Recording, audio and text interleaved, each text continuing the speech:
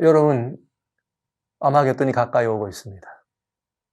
우리는 이 거대한 싸움판 목전에 서서 무엇인가 정말 우리 스스로 뭔가를 준비하기 위해서 마음을 써야 될 때가 심히 가깝습니다.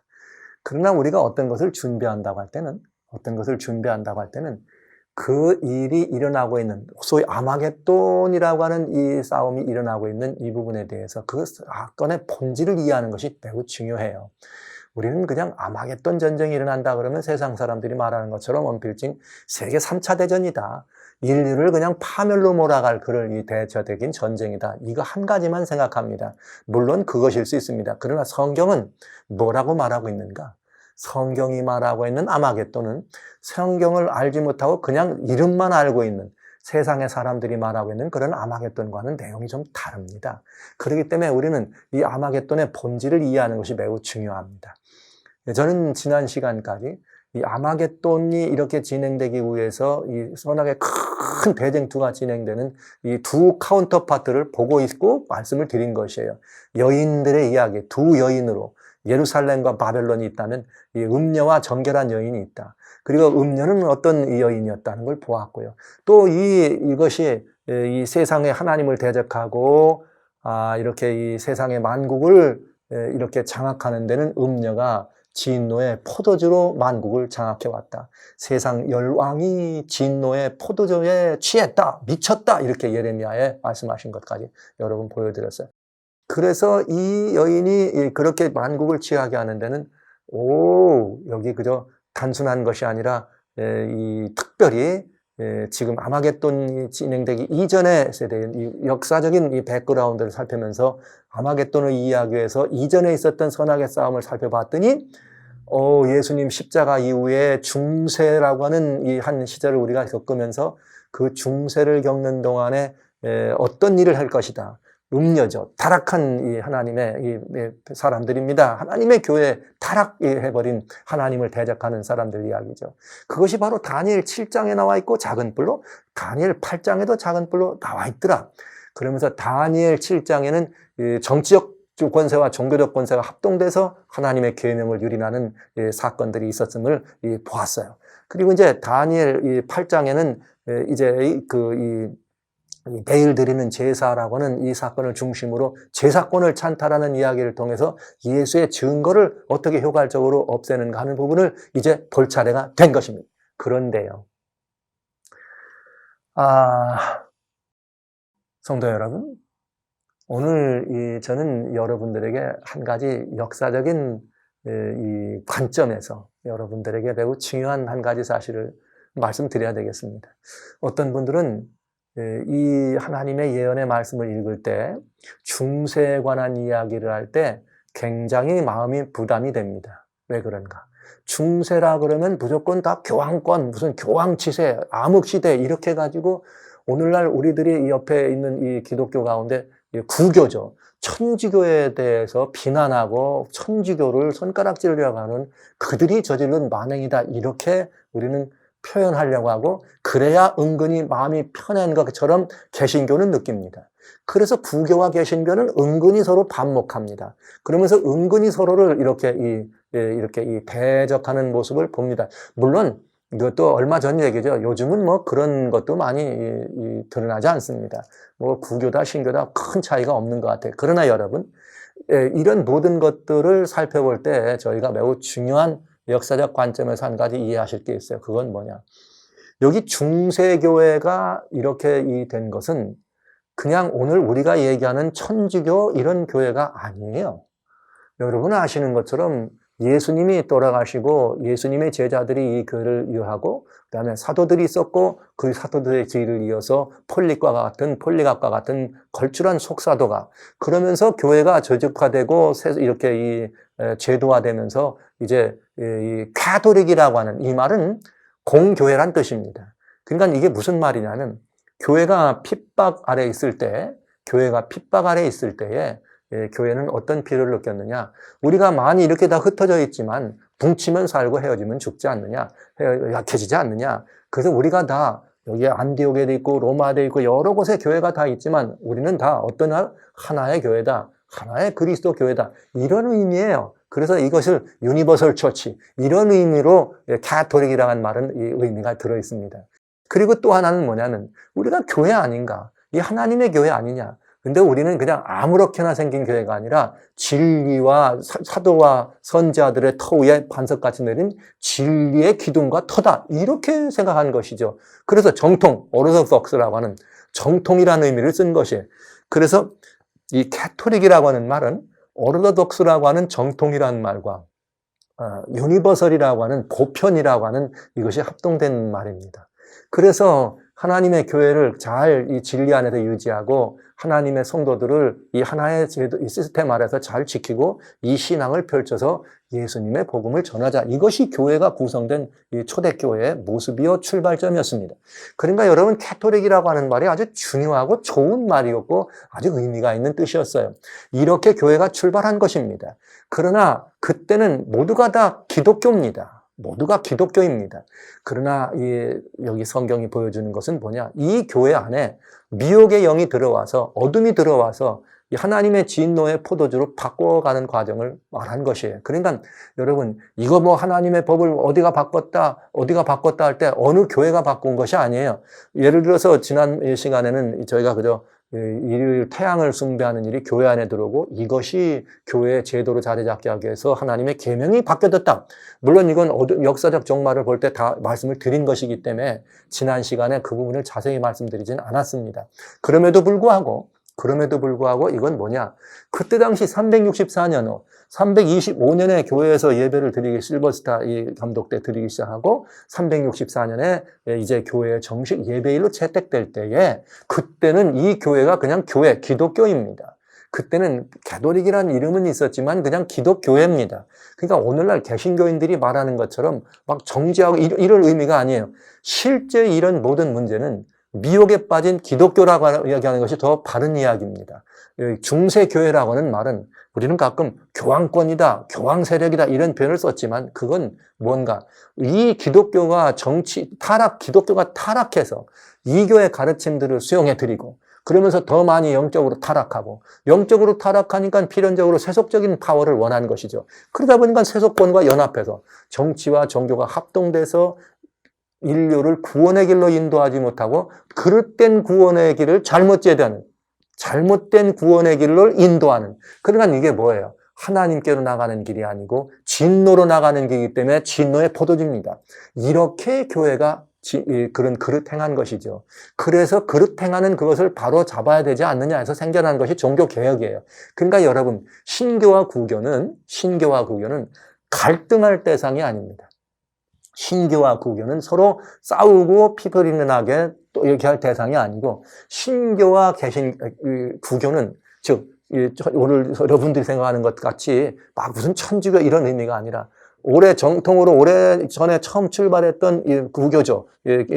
기독교가 변질되고 이탈된 진리로 돌아와야 할 필요가 있다는 것을 얘기해야 돼요. 개신교는 그래서 돌아와야 될, 그래서 하나님의 성경에 원래 솔라 스크립처라고 하는 오직 믿음으로 오직 성경이라고 하는 이것으로 돌아가는 운동으로 시작했다면 기독교는 이 개신교는 여전히 성서 진리를 회복하는 운동을 지속해야 합니다. 이렇게 해서 신교나 구교는 다 그리스도 안에서 하나가 돼야 합니다. 정죄하고 서로를 욕할 탓해서는 안 돼요. 과거에 있었던 이 모든 우리 기독교를 타락하게 했던 것은 사단의 음모를 통해서 미혹의 영을 영접함으로 말미암아 우리 기독교 조상들이 그런 것입니다. 그러니까 이것은 누구 탓이 아니에요. 이 교회의 탓이에요. 즉 오늘 우리가 해야 될 일은 개신교나 구교나 회개할 일입니다. 하나님의 뜻을 저버리고 하나님의 뜻에 어긋나는 이런 것들을 교회 안에 들여온 이 모든 것들에 대해서 우리가 할 일이 있다면 그건 회개하는 일입니다. 교회가 회개하는 것은 부끄러운 일이 아닙니다. 모든 개신교, 혹은 이렇게 이 다른 이름의 개신교나 우리 구교라고 하는 가톨릭 천주교나 우리가 다 함께 천주교는 과거에 우리 믿음의 조상들이 가지고 왔던 교회의 문을 열고 이교를 선교한 것은 잘했지만 이교의 가르침으로 본 이 기독교의 가르침을 희석시킨 것은 아주 잘못된 것이죠. 그래서 타협이 지나쳐서 타락된 것이고 이런 모든 과정들에 대해서 여러분들이 궁금하시죠? 이제 이런 부분들에서 궁금하실 때는 제가 읽으면서 열어가는 비밀의 문이라고 하는 요한계시록을 보고 있어요. 요한계시록 여러분 자세히 요한계시록 1장부터 자세히 풀어나가고 있기 때문에 여러분이 살펴보시면은 거기에 답들이 다 들어있어요. 전부 다 자세하게 말씀드렸으니까 거기 보셔도 더 자세히 보시기를 원하고요. 그저 제가 지금 말씀드리기를 원하는 것은 또 오늘 이렇게 어떻게 중세교회, 신약교회가 어떻게 타락해서 솔직하게 말씀드리면 타락해서 어떻게 하나님의 이 진리를 진노의 잔이 되게 했는가 이걸 보는 거예요. 이거는 여러분 다시 말씀드려요. 과거 천주교 얘기가 아니에요. 기독교 얘기예요. 우리의 조상들 얘기입니다. 우리가 잘못한 것입니다. 우리가 이 문제에 대해서 돌이켜야 합니다. 이것은 그래야 맞습니다. 그래야 세계인들이 바라볼 때 이것이 참 하나님의 종교가 되지 않겠습니까? 이 말씀을 좀 드리면서 노파심에 의해서 어떤 분들은 또 이 말씀을 드리면 이거 무슨 이 천주교냐 개신교냐 이걸 이렇게 과거의 잘못을 들춰내서 뭘 하려고 하는 거냐 이 얘기가 아닙니다. 아마겟돈으로 가는 이 전쟁의 문턱에서 이것을 회복하고 이것을 바로잡기 위해서 역사적 사실들을 파헤쳐보고 그릇된 것을 바로잡는 것은 반드시 일어나야 될 일이라는 거죠. 그래야 이것이 바로 아마겟돈을 위하여 대비하고 준비하는 핵심 요결이 되기 때문에 그런 것입니다. 우리가 그때 더 안심된 이 미래를 책임질 수가 있게 되겠습니다. 자, 그러면 이제 다니엘 8장이 얘기하고 있는 제사권에 관한 이야기를 중심으로 예수의 증거가 어떻게 신약교회에 들어와서 미혹의 영으로 말미암아 진노의 포도주로 변하게 됐는가. 그래서 이 교회가 음녀라는 이런 이 음녀의 이 가르침을 따르게 됐는지를 여러분들에게 살펴보는 시간을 가지려고 합니다. 자, 여러분. 예수님의 이 사역은 특별히 예수님의 사역은 우리가 3대 사역이 있어요. 왕의 사역. 예수님은 유대인의 왕으로 구속에 주로 오셨습니다. 그런가 하면 예수님은 말씀하시는 선지 사역하는 그래서 말씀으로 이 땅에 육신에 오신 분입니다. 그런가 하면 예수님은 제사장 사역이죠. 중보하시는 사역이 원래 예수님은 사랑과 하나님 사이의 중보자로 계셨으니까요. 그 사역이 있는데 이 사역을 이 땅에 오셔서 이렇게 수행하시고 진행하실 때 이 모든 예수님의 사역을 가장 이 주님의 사역의 블랙홀. 저는 이런 표현을 씁니다.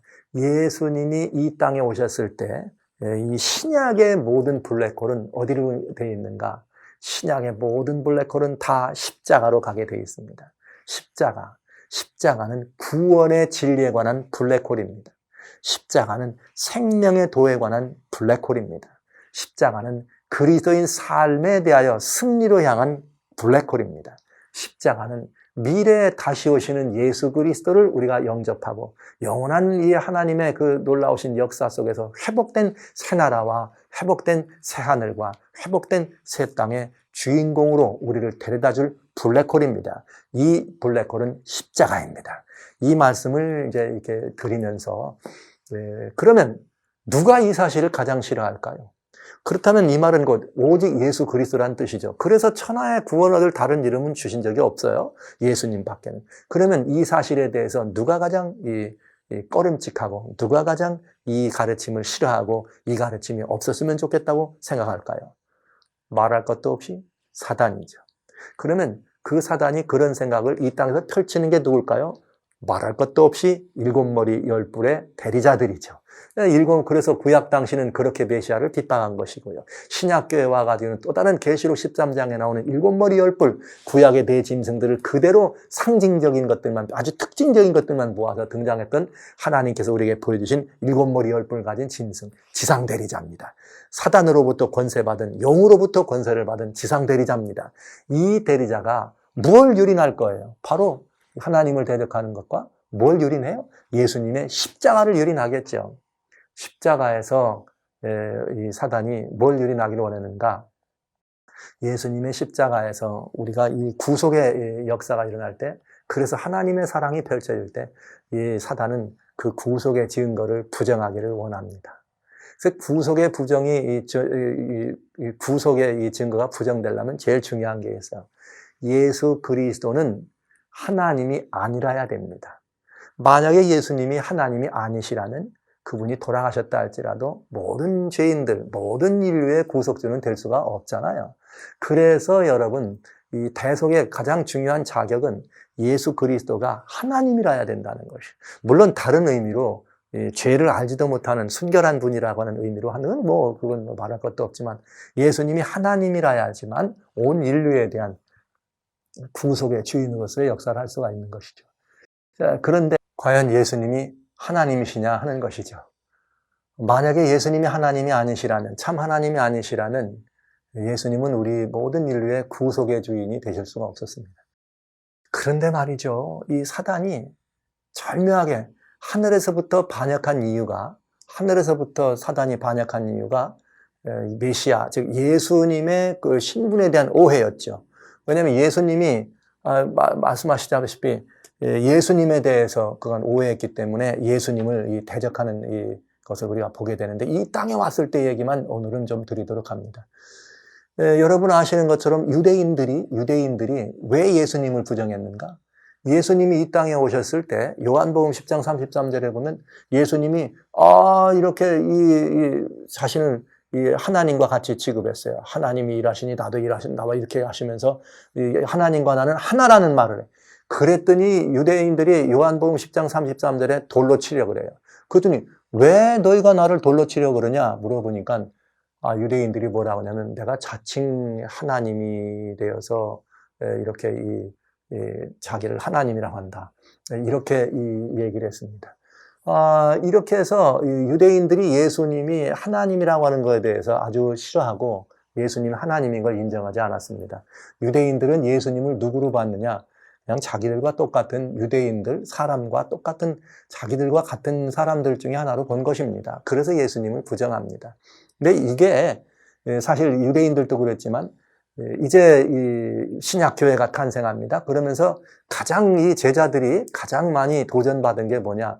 예수님 하나님 되심이에요. 그러니까 소위 말하는 헬라의 이 철학 사상의 영향을 받아서 특별히 교회 안에 들어온 영지주의, 우리가 말하는 이 영지주의. 이 영지주의 철학가들이 들어와서 이 교회 안에 들어올 때 제일 강력하게 부정한 것이 뭐냐? 예수님은 하나님이 아니라는 거죠. 이 인류를 구속하실 수 있는 그런 이 구속의 하나님으로서는 그분은 구약의 하나님과는 또 차별되는 이런 하나님. 영주의 가르침이 굉장히 상반되는 가르침이 많이 있어요. 영주주의들에 대한 가르침들이. 그러나 여러분, 그 가르침에 대해서 저희가 자세히 말씀드리지는 않겠습니다만 상반되는 가르침이 있다. 구약의 하나님과 신약의 하나님은 다른 분인 것처럼 구약의 하나님은 물질을 낳기 때문에 이 나쁜 하나님 혹은 저등 좀 다른 하나님, 신약의 구속 하나님에 대해서는 또 그렇게 또 얘기하고 그러면서 또 다른 말로는 또 예수님을 또 얘기할 때는 보이는 것은 악한 것이고 보이지 않는 것이 선한 것인데 예수님은 보이는 이 육체로 오신 예수님은 오셨으니까 선한 이런 하나님이 아닌 것처럼 이렇게 했는데 복잡한 그런 영주주의 가르침들이 이 안에서도 이게 상반되는 가르침이 있는 것을 여러분들 이렇게 말씀을 드리면서 구속의 증거를 부정하려면 예수님이 하나님이 아니라고 해야 된다고 하는 것. 그래서 이 성경에는 이렇게 되어 있어요. 골로새 2장 8절에 세상의 철학, 그런 헬라의 그런 모든 철학들은 헛된 것이다. 그것은 이 예수님을 따르는 것이 아니다. 이런 말씀을 한 거죠. 근데 이제 그들이 한 초대 우리 이 기독교가 이 성장되는 과정에서 교회를 가장 이게 근본적으로 교회를 어렵게 하고 근본적으로 교회의 진리와 이런 모든 것들을 이렇게 거짓 것으로 융합하게 하는 이런 그 채널이 되준 것이 철학 사상이었어요. 이 철학 사상을 통해서 이교의 다양한 것들이 들어오게 됐죠. 근데 여기에 그 중에 대표적인 것이 이원론 철학이었습니다. 이 이원론 철학 사상을 따르는 것들이 바로 그런 그 영지주의 철학자들이 이원론 철학 사상을 가지고 교회 안에 들어오게 된 것이죠. 그들은 예수님의 참 하나님 되심을 부정한 것이에요. 그래서 십자가를 지고 돌아가셔서 부활하신 이후에 아니면 예수님은 침례를 받으실 때 하나님이 됐다. 여러 이런 것으로 예수님을 공격합니다. 그런가 하면 그들은 구원에 들어가는 이치에 대해서도 예수 그리스도를 믿음으로 우리는 그 언약의 주인으로 오신 예수님을 우리가 믿음으로 그 은혜로 인하여 구원에 들어간다는 믿음으로 들어가는 그런 구원의 이 가르침을 교회는 이어받았지만 그러나 영지주의 가르침은 그게 너 깨달음으로 구원에 들어간다 얘기했어요. 고상한 철학자들처럼 명상과 뭐 여러 가지. 자, 하나는 몸에 육신이 약한 것이기 때문에 몸을 막 쾌락을 주어서 하는 이런 것. 반대로 이번에는 몸은 악한 것이니까 금욕과 금식으로 몸을 괴롭게 해서 우리는 구원에 들어간다고 하는 이런 같은 금욕과 고행들을 가르치고 하나님의 율법을 부정하기로 하고 그런 이런 이 교회 안에 치명적인 이 거짓 가르침들을 가지고 들어왔습니다. 그러면서 그들은 또 뭘 가지고 들어왔는가? 철학자의 영혼은 죽는 즉시 낙원에 들어간다고 하면서 영혼이 불멸하지 않고 영혼은 영원한 존재라는 것에 대한 가르침들을 교회 안에 가지고 들어오죠. 결국은 이런 것들이 오늘날로 말하자면 마지막 때 이제 다시 부활하는 거지만은 그래서 이걸 살펴보지만 오늘날 다원론적 구원관의 효시가 된 가르침들이 바로 여기서 들어오게 됐다고 볼 수가 있겠습니다. 자, 그래서 이제 이런 것들이 십자가의 증거를 부정하는데 고린도전서 1장 18절은 이렇게 되어 있어요. 십자가의 도가 멸망하는 자에게는 미련한 것이다. 그러니까 헬라 사람들 그런 철학에 있는 사람들은 십자가의 도를 미련한 것으로 보았다 이 말이에요. 그러나 우리 구원받는 사람에게는 십자가밖에는 구원의 능력이 없다 이거죠. 그 다음에 고린도전서 1장 23절에는 우리는 예수님의 이 십자가에 못 박혀 돌아가신 예수님을 이렇게 전합니다. 그러면 유대인들에게는 예수는 꺼리는 존재죠. 자기들이 십자가에 떼졌으니까. 이방인들이 볼 때는 특별히 이 영지주의나 이런 사람이 볼 때는 미련한 것이 된 거죠. 이런 식으로. 그래서 오직 예수님, 오직 믿음을 그들은 부정합니다. 그러면서 깨달음으로 이렇게 구원에 들어간다고 가르쳤기 때문에 나중에 이것이 뭘 가지고 와요? 면죄부로 이렇게 되는데도 근거를 데려다 줄 수 있고 이러다 보니까 십자가에서 우리가 이루어지는 죄사함이나 이런 용서를 완전히 무력화시킨 것을 알 수가 있어요. 십자가 외에는 답이 없다고 하는 이것을 그들은 어리석게 본 것이죠. 자, 그런가 하면 이번에는 결국은 그러다 보니까 예수님의 이 중보의 증거를 부정하게 되는 일이 벌어집니다. 이게 이제 부정이라는 말보다는 더 이제 고약하게 나가겠습니다만, 여러분 아시는 것처럼 디모데전서 2장 5절에 보면 하나님과 사람 사이의 중보는 한 분이신 예수님이라 그랬습니다. 그럴 뿐만 아니라 이 예수님은 십자가에 달려 돌아가시고 부활하셨어요. 부활하신 다음에 승천하십니다. 그렇기 때문에 그분은 중보의 자격을 가지신 거죠. 우리를 위해 돌아가셨으니까 우리를 위해 중보할 자격이 있으신 거죠. 주님이 승천하셨어요. 그 다음에 히브리서 7장 25절에 항상 우리를 위하여 어떡하나 중보하십니다. 간구하십니다. 그래서 우리를 뭐 할 수 있다? 구원하실 수 있다. 그래서 이제 예수님께서는 오늘 우리들에게까지라도 그런 주님의 중보의 공로가 있기 때문에 우리 주님은 뭐라고 약속하셨는가? 요한복음 16장 24절에 야 이제 지금까지는 내 이름으로 아무것도 구하지 않았다. 그러나 이제부터는 내 이름으로 구하라. 그러면 너희가 그것을 받게 될 테니까 큰 기쁨을 얻으리라. 주님이 우리를 위하여 돌아가셨기 때문에 우리를 위하여 중보하시는 중보의 의는 완전히 주님의 것이 되신 것이죠. 그런데요, 이 하나님의 중보의 의, 이 중보의 증거를 부정하는 일이 생겨버렸다. 이게 무슨 말이냐? 그래서 예수님밖에는 우리를 뭐 할 수 있는 분이 없어요? 죄로부터 건질 분이 없습니다. 오직 예수님 이 한 분밖에는 우리들의 이 모든 것들을 이룩할 수 있는 아무 것이 없다 이거죠. 그런데 예수님께로 나가야 될 우리의 참된 중보이신 예수님께 나가야 될 중보권을 뺏어갔어요. 어디 가요? 교회 가요. 좀 말이 이상한 말인가요? 교회가 예수님의 중보권을 뺏어갔습니다.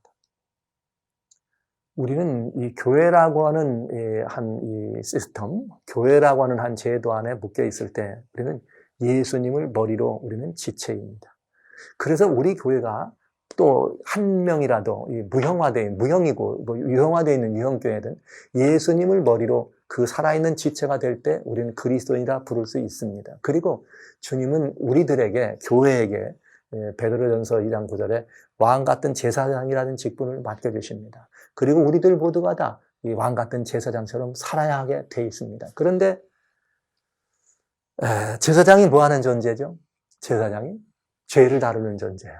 인간의 죄를 이 하나님과 사람 사이에서 그 죄로 인하여 중보의 특권을 가진 우리가 제사장들. 그래서 예수님 우리에게 뭐라 했는가? 너희가 땅에서 매면 하늘에 매인다. 하늘에서 풀면 땅에서 매임, 여기서 풀면 하늘에서 푼다. 이렇게 말씀하신 것입니다. 마태복음 18장과 1장에 그런 말씀이 들어있죠. 그런데 이 모든 권한을 중세교회는 교회가 찬탈해 버렸어요. 무슨 말이냐? 소위 이제 우리 고해성사라고 하는 이 성사가 있습니다. 그게 뭐냐면 사제죠. 이게 사제권을 가진 이분에게 가서 개인의 죄를 고백하면 그가 죄를 용서해 주는 이런 것이 고해성사예요. 고해성사도 여러분 처음에 고해성사는 그런 것이 아니었습니다. 처음에는 이 참회하고 속죄죠. 참회를 중심으로 해서 자기의 죄를 공공연하게 고백하고 그러므로 말미암아서 이렇게 우리가 이렇게 이 자신의 죄로부터 돌이키는 죄 사함을 또 구하는 이런 이 고해, 참회 이런 것들이 있다가 이것이 약 한 6세기경 이렇게 아일랜드부터 시작됐다 그러죠. 그런 것이 이제 개인적인 말하자면 은밀한 이렇게 공개적으로 한 것이 아니라 이 참회를 자기의 이 고해를 자복을 개인적으로 사제에게 가서 그 죄를 고백하고 사제가 그 죄를 용서해주는 이런 일들이 시작된 것입니다. 그러면서 이것이 이 교회 안에 제도로 정착하게 된 것이죠. 그러면서 종교개혁이 이렇게 시작되면서는 이게 강화돼 가지고 하나의 사제권으로 또 하나는 교회의 성례에 매우 중요한 성례권으로 교권에 예속이 되는 것을 우리는 보게 되는 거예요. 제도로서 완전히 그런 것들을. 자, 그런 부분들이 있는데 실제 이 가톨릭 사제들에는 이런 말이 있어요. 가톨릭 프리스트라고 하는 책 78페이지에 이렇게 표현되어 있습니다. 하늘이나 지구 어디든지 내가 원하는 곳에서 찾아봐라. 너는 죄인을 용서하고 죄인을 지옥의 사슬로부터 해방시킬 수 있는 단 하나의 피조물을 발견할 수 있다. 그는 누구냐? 그 비범한 존재는 사제, 즉 천주교의 사제다. 이렇게 되어 있어요. 그러니까 우리가 이 말씀을 읽는 순간 가슴이 털컹해지죠. 왜냐? 우리 성경에 보면은 이런 표현이 있습니다. 마가복음 2장에 보면은 이제 그 중풍병자를 고치는 예수님 얘기가 나옵니다. 그런데 내가 소자의 내 죄사함을 받았니라 그랬더니 주변에 있던 많은 이 사람들이 아니 오직 하나님 외에는 누가 이 능히 죄를 사해 주지? 이렇게 하면서 예수님을 수근수근 거려요. 그때 예수님이 뭐라고 말씀하시는가? 마가복음 2장 10절에 인자가 예수님이죠. 이 땅에서 죄를 사하는 권세가 있는 줄을 너희로 알게 하랍니다. 죄를 사하는 권세를 가지신 분은 오직 예수님이에요. 하나님께서 모든 것들을 주님께 맡겨서 예수님이 죄를 사하는 권세를 가졌습니다. 그런데 여기 이 사제들에게 이 권세가 마치 옮겨진 것과 같잖아요. 사제권처럼. 지구 어디든지 인간의 죄를 이렇게 고해하고 그 죄를 지옥의 사슬로부터 풀어줄 수 있는 것은 사제뿐이다. 성경 말씀은 맞지 않아요. 이것은 사제들에게 붙여진 것이 아니에요. 그런데 여기에 사제의 존엄과 의무라고 하는 책 12권, 사제의 존엄과 의무라고 하는 책 12권 2면에 보면 이렇게 되어 있어요. 하나님 자신도 그분의 사제들이 심판 및 그들의 죄를 면제를 거절하느냐 허락하느냐에 따라서 죄를 용서하느냐 안 하시냐를 결정해야 될 의무가 있다. 그러니까 대단히 정말 심각한 말이죠. 사제들의 판단이 우선하고 그 후에 하나님이 동의하신다. 그러니까 이 사제의 권한이 이 죄를 사해주는 이 사제의 속죄권이 훨씬 더 하나님보다 우선한다 이렇게 되어 있어요. 여러분 이거는 성경적인 가르침과는 아주 외람되고 아주 참남된 이 가르침일 수 있습니다. 예수님이 이 땅에 왔을 때 죄사하는 권세 있다 그래서 돌을 던졌는데 오늘날 이 역사는 교회가 죄사하는 권세를 가졌다고 해도 돌 던지지 않습니다. 이 말은 그 모든 죄를 사해주는 사면권, 속죄권 이런 모든 중보권이 교회가 예속됐다. 즉 사제들에게 예속됐다는 말은 교회에 예속됐다. 이게 바로 교권이라고 하는 것입니다. 이게 바로 교권 구원이라는 것이에요. 바로 다니엘 8장 12절은 그걸 지적하고 있는 것입니다. 어느 순간 작은 뿔이 나타나서 무슨 할 것이냐? 점점 커가지고 군대들의 주제를 예수님을 대적할 뿐만 아니라 그에게 매일 드리는 제사를 폐하서 즉 예수님이 십자가에 달려 돌아가심으로 말미암아 제사를 더 이상 드리지 않아도 되지만은 그 다음에 우리가 매일 하나님과의 관계에 교통하는 이 모든 것들을 교통하는 것은 우리는 예수님께 직접 나갈 수 있죠. 주님 누구든지 하나님께 직접 예수님께 나가는데 이것을 어떻게 했다? 매일 드리는 제사란 말은 이게 하나님과의 교통하고 예수님과 교통할 수 있는 다양한 채널들입니다. 그걸 기도든 말씀이든 예배든 이런 모든 것들이 그것에게 붙임바되었다는 말은 제사권, 제조권. 그러니까 여러분 제사권이 뭐냐? 예전에 집에서 이렇게 가정들에서도 이렇게 조상들을 제사하고 제사를 지내는 제주라고 있어요.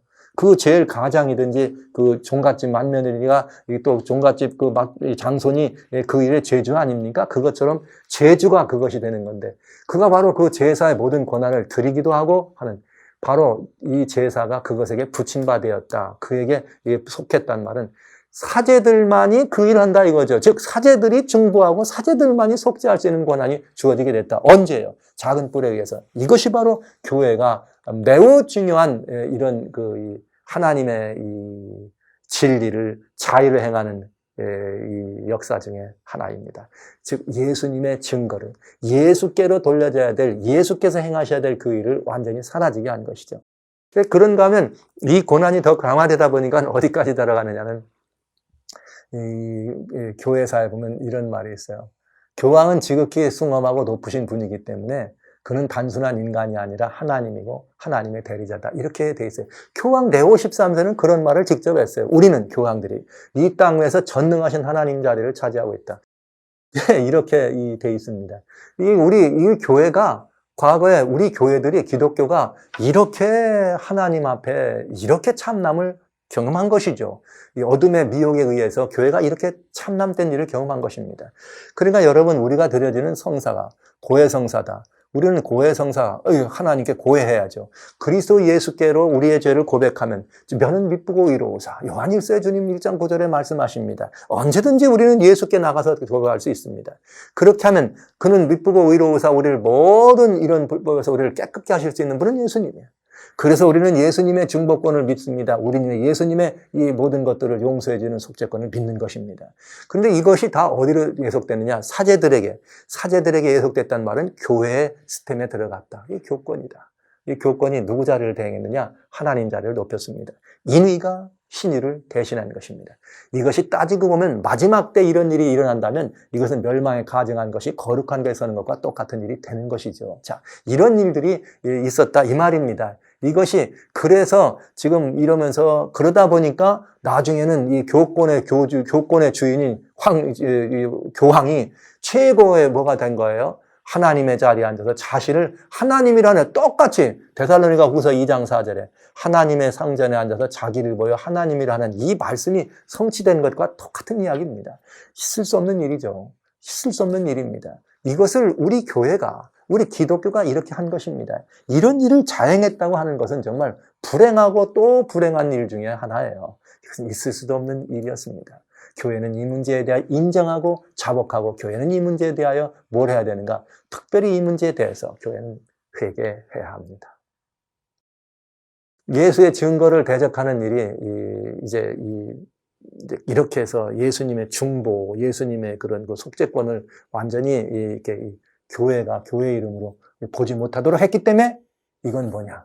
중세는 진정한 예수님이 보이지 않았기 때문에 암흑이 된 것입니다. 영적으로. 그러나 이제 여기 이뿐이 아니죠. 또 하나 중요한 것은 예수님께로 돌려야 될 마땅히 동의한 그것만이 아니라 예수님이 구속의 주니까 오로지 예수님이 아니고는 안 되는 일이 있어요. 우리의 영생과 우리의 구원이. 그러나 만약에 예수님이 없어도 그런 영생과 구원에 들어갈 수 있다. 그렇다면 그거는 뭐가 될까요? 그거는 이 대적이 되는 것이요. 진노의 잔이 되는 것이죠. 이 모든 것들이 진리를 땅에 짓밟고 자유로 행한 이 음녀의 길이었습니다. 하나 더 봐야 합니다. 이거는 대단히 중요한 문제이기 때문에 이것도 또 하나 더 봐야 돼요. 자, 그런데 마지막으로 하나 더 볼 수 있는 건 뭐냐? 영혼 불멸이라는 것입니다. 철학자의 영혼은 죽으면 즉시 낙원해가 이른다고는 그런 가르침들이죠. 우리는 고대 여러 다양한 문헌들을 통해서 이런 문제들에 대해서 찾아볼 수 있습니다. 이제 이 문헌들은 어떤 문제들이라면 이제 이런 문제들이죠.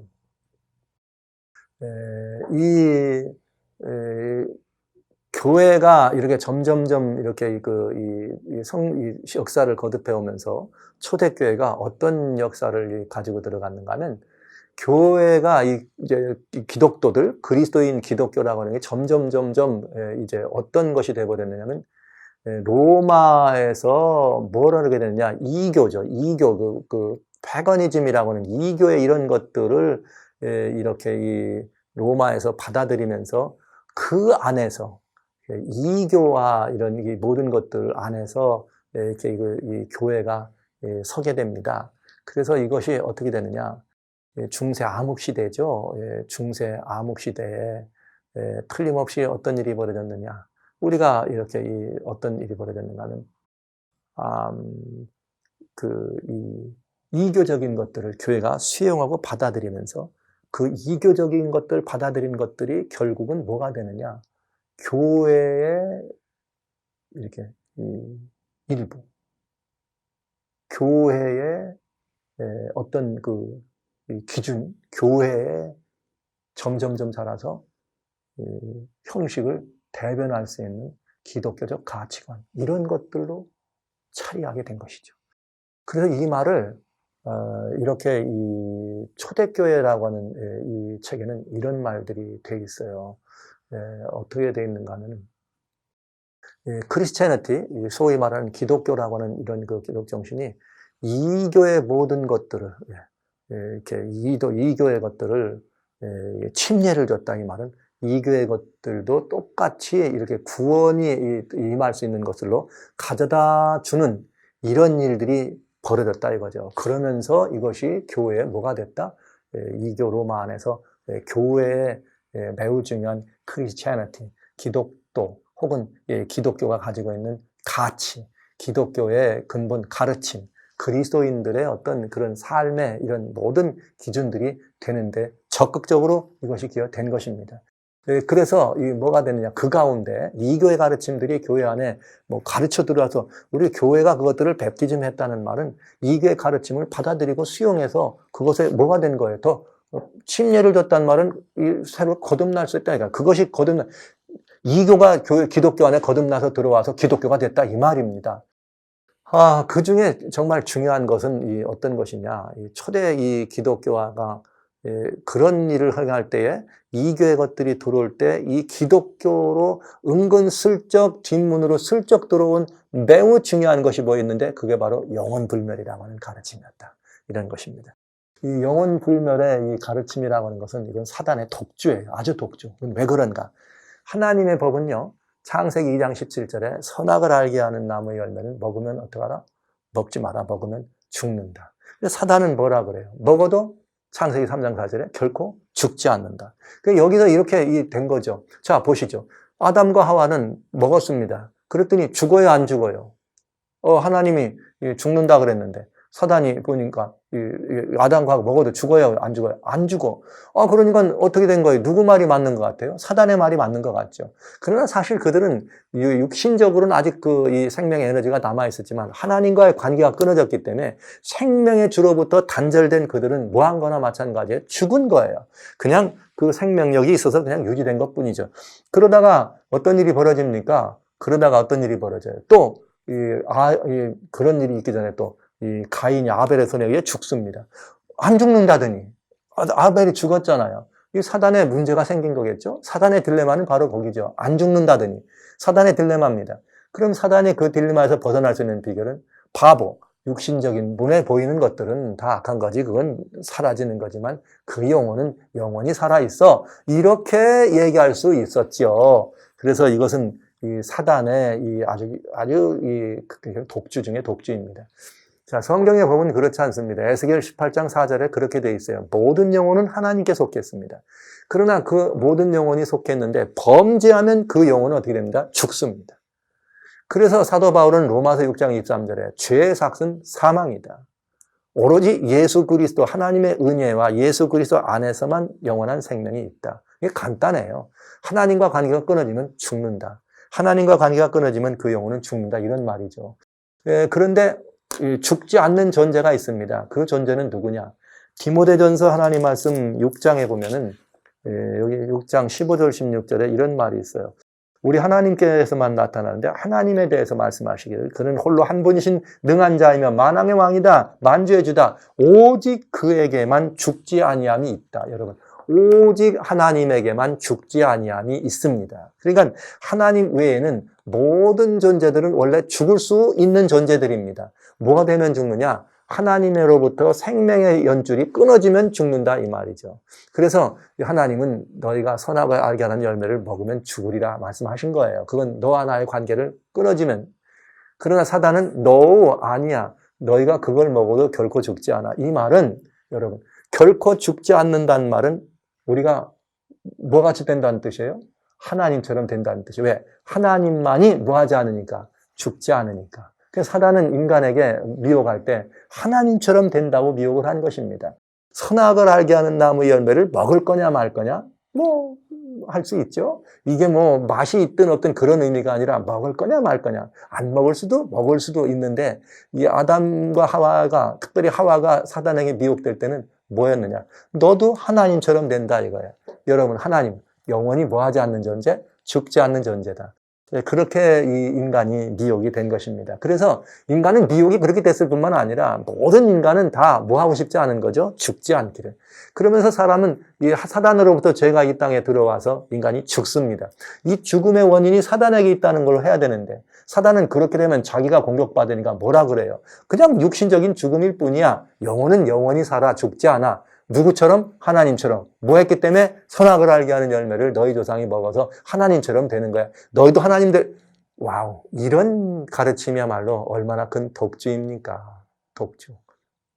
근데 이런 이 사상들이 온 이렇게 이교의 다양한 이교의 이 원리들은 영원히 죽지 않는 이야기들이 많이 포함되어 있죠. 뭐 에집트의 그렇게 사자에서 같은 거는 영혼을 향해 출발한 죽은 뒤에 영혼을 향해 출발하는 그런 항에 대한 이야기가 나오는 것처럼 인간이 영혼이 불멸인 것처럼 설명합니다.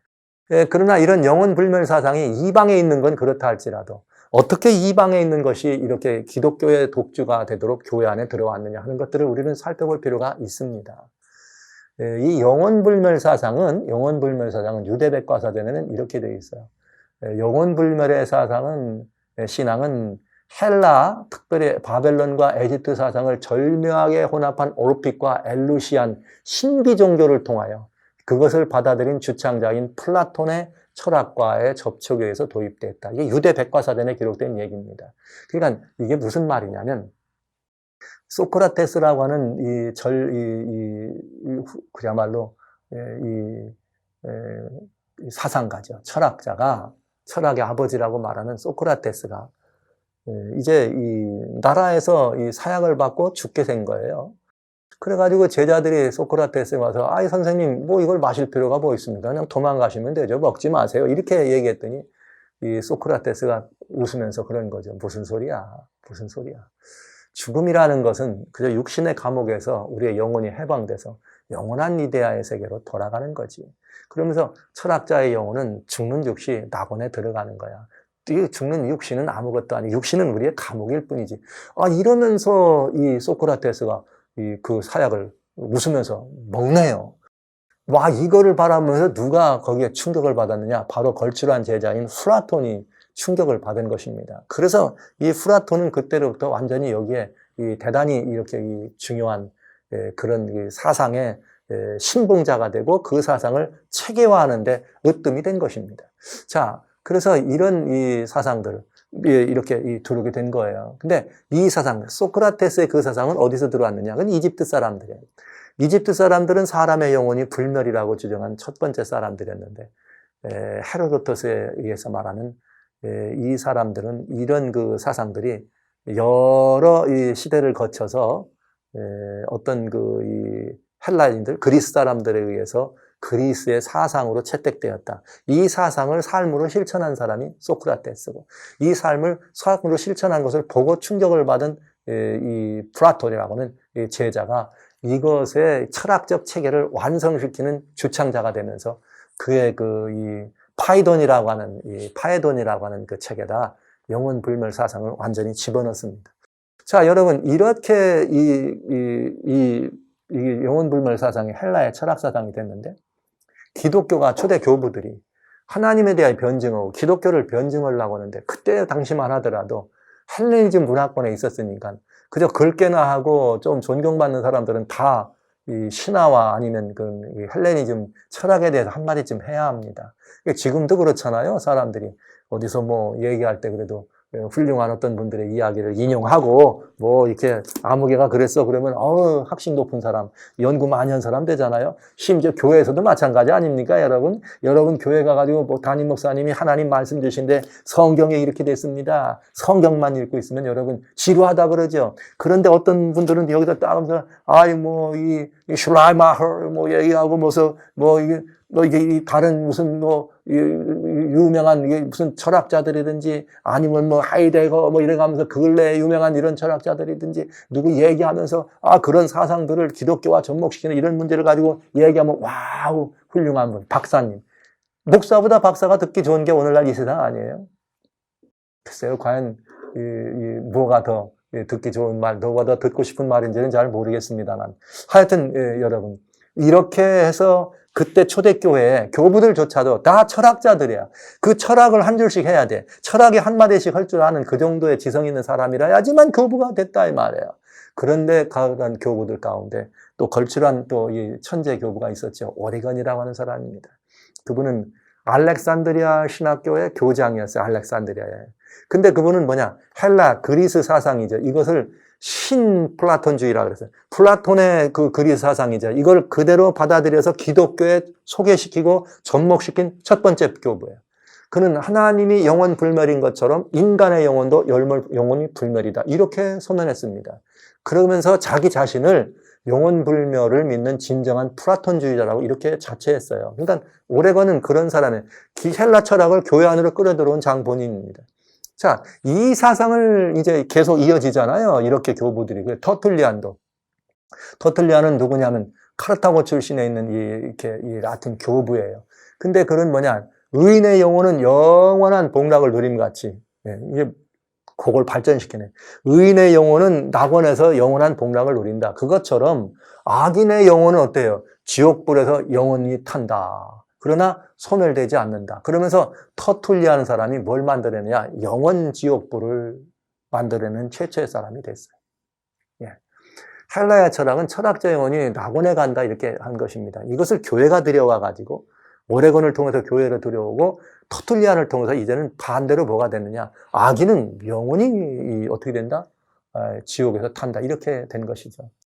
그러면서 이제 히포 출신의 이 교부입니다. 역시 라틴 이 교부 가운데 어거스틴. 이제 이 걸출한 어거스틴이 이런 어떤 있었냐면 그분은 처음에는 마니교 신자였어요. 영지주의를 혼합했던 그런 마니교 신자였는데 33살에 기독교로 개종합니다. 기독교로 개종을 하면서 어떤 일을 했느냐? 그는 플라톤의 영혼불멸설, 영혼불멸, 그 다음에 터툴리안의 영혼지옥설을 확증하고, 그 다음에 이 플라톤이 말했던 그치지 않는 그 고통의 처소를 말하자면 이 터툴리안이 영혼불멸이었잖아요. 개인의 영혼의 운명은 죽는 즉시 결정돼가지고 내세에는 정결하게 하는 고통이 있음을 절대로 확신해요. 이건 어려운 얘기들이에요. 그러니까 사람이 죽고 난 다음에는 이 영혼이 정결하게 되기 위해서 뭐 해야 돼요? 고통이 있다. 왜요? 이렇게 이 고통이 있어야지 다 어디가, 그 이후에 정결하게 되면 어디로 가니까? 이 낙원에 가니까. 이것이, 이런 것 가르침들이 뭐가 됐느냐? 그레고리라고 하는 교황이 사실은, 역사적으로 처음으로 교회 감독이면서 공식적으로 황제로 인소를 들은 분이 582년경 그때 처음으로 황제가 된 그레고리입니다. 그레고리 황제 때에 그런 일이 벌어집니다. 그런데 그 그레고리 황제 때 그는 아주 교회관을 아주 그냥 정착시킨 장 본인이었죠. 그때 처음 교황이라는 칭호를 받게 돼요. 이 로마 지역에 들어왔던 이 나라들 가운데, 아직도 이렇게 회심치 않고 아직도 이 기독교로 받아들이지 않은 그런 나라들이 있었습니다. 오늘날 스위스 지방을 이렇게 장악하고 있던 그런 사람들이었죠. 그 사람들이 이제 이렇게 이 교회를 어렵게 할 때 그때 당시에 주변에 있던 많은 사람들이 그레고리 이 교회 당시 감독이자에게 모든 권한을 위임해. 그러면서 처음으로 황제 칭호를 주면서 당신의 힘으로 이 나라들을 좀 정리해 주세요 해서 오늘날로 말하면 그 스위스 지방을 정리합니다. 그래서 교황 칭호를 그가 듣게 된. 그가 바로 이 가르침을 가져서 연옥이라고 하는 것을 만들어냅니다. 그래서 이 연옥이라고 하는 연옥설이 기독교 안에 들어오게 됩니다. 이런 것들은 그 헬라의 그 헬레니즘 사상의 본전이었던 그 알렉산드리아라고 하는 아프리카 북부에 있는 알렉산드리아를 그 근거로 한 이곳에서 들어온 것을 우리가 보게 되죠.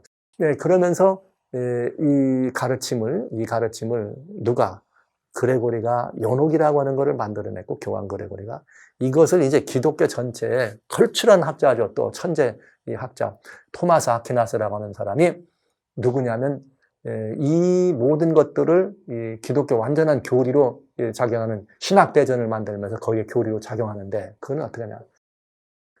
플라톤이 만들어놨던 거기에 젖었던 어거스틴이요. 그러면서 그 확실히 영혼은 불멸이다. 그 다음에 영원 지옥이 있다. 그 다음에 이 그레고리의 연옥사상은 이 중세교회의 신학대전으로 집등하면서 완전히 교회 안에 팍 자리 잡게 돼요.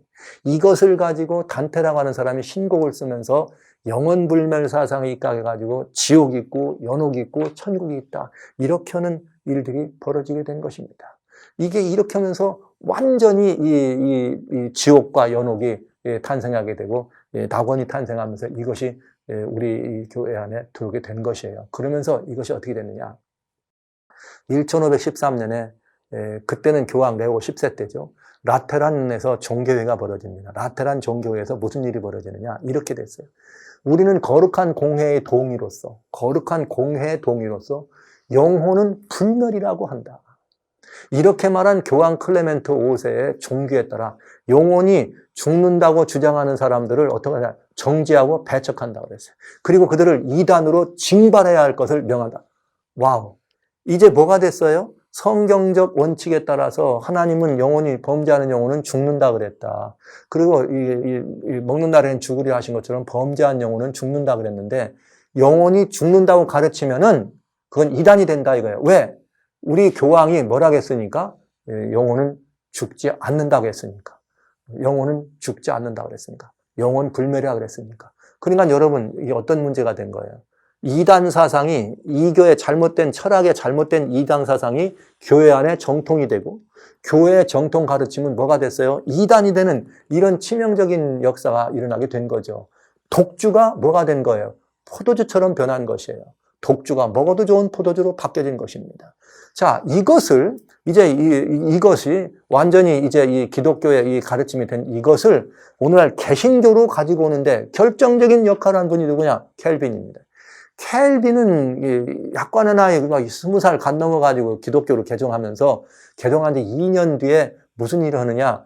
영원 불멸을 이렇게 영원 불멸을 이렇게 반대한 그런 제세례파 있죠. 아나바프티스트라고 하는 사람들은 영원 불멸은 그건 다 틀렸다고. 우리 이 그리스도인들은 이 죽음은 잠과 같다. 그러면서 이런 무의식과 어떤 잠이다 이런 의미를 얘기했던 아나바프티스트라고 그래요. 제세례파. 이들을 반대합니다. 켈빈이. 그러면서 반대하면서 논문을 쓰는데 그가 쓴 논문이 뭐냐? 혼수론이에요. 영혼 혼수론. 그래서 이것이 기독교 안에 특별히 개신교의 영원불멸이라고 하는 것이 완전히 신앙의 한 패턴으로 자리 잡는데 결정적인 역할을 한 것입니다. 참 이상하잖아요. 이교도 철학자들로부터 영혼의 정의를 구하는 것은 어리석은 일일 것이다. 이렇게 되어 있어요. 그러면서 그들 가운데 정말 예외적인 한 사람이 있는데 그건 누구냐? 플라톤이자. 그러면서 플라톤은 영혼 불멸의 본질이다. 이렇게 플라톤은 영혼은 불멸의 본질이다. 즉 플라톤의 가르침은 영혼은 죽지 않는 것이다. 이렇게 선언했다고 한다. 그죠? 그게 누구냐? 칼빈이 한 말이에요. 이건 이제 다시 말씀드리면 칼빈은 자기를 플라톤의 제자라 그랬어요. 그러면서 기독교 강요에 기록해 놨습니다. 플라톤이 말한 것처럼 영혼은 불멸의 본질이다. 이거를 켈빈이 들여온 것입니다. 이러므로 말미암아서 완전히 이렇게 이 개신교까지 종교개혁을 했지만 그 독주로 변해버린 이 모든 것들이 그냥 이단이 정통이 되고 그 이단 사상이 기독교의 신앙이 돼버렸다 이 말이에요. 켈빈을 통해서 더 완벽하게 우리 개신교까지라도 들어왔다 이거죠. 그래서 그는 이렇게 말했어요. 사람의 신이죠. 사람의 신 혹은 영혼은 몸과는 구별되는 본질이다. 몸이 죽은 뒤에도 영혼은 감각과 지성을 갖춘 채 살아있다. 그리고 여기서 그는 이렇게 말했어요. 자신이 말하기를 자기는 이렇게 말하는 이것은 영혼 불멸에 외에 다른 것을 믿는다고 생각하지 마라. 내 말은 곧 영혼은 불멸이다. 이 말이다. 이런 말이에요. 즉 몸은 없어진다고 할지라도 지성과 감각을 갖춘 채 영원히 살아있다. 이렇게 얘기한 것이 켈빈입니다. 그래서 어떤 분은 이렇게 말해요.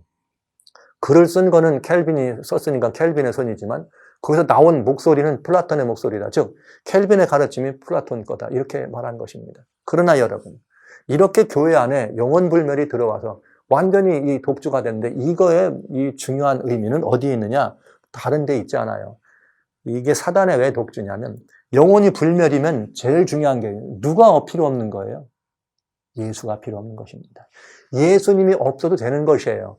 구교의 가르침에 따라서 말하자면 타락한 우리 기독교, 과거에 타락한 기독교가 연옥을 만들어서 아버지가 죽어서요, 연옥에 지옥에 있다가 자식이 아버지로 해서 속전을 드리면 연옥으로 가. 또 속전을 더 드리면 천국으로 가. 그러면 자식 하나 잘 놔두면 하늘 가는 거 아닙니까? 그러니까 누가 필요 없는 거예요. 예수님 없이도 구원에 들어간다는 가르침이 영혼불멸의 핵심이다 이 말이에요.